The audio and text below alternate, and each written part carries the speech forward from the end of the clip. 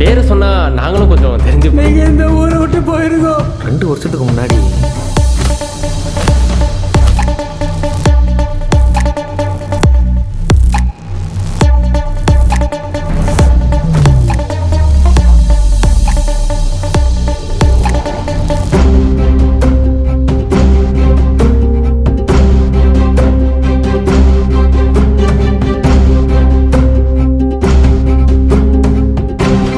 உங்களுக்கு வேணா இவனை யாருன்னு தெரியாம இருக்கலாம். தமிழ்நேசன் எங்க இருக்காரு? உங்க பேர் என்ன தம்பி?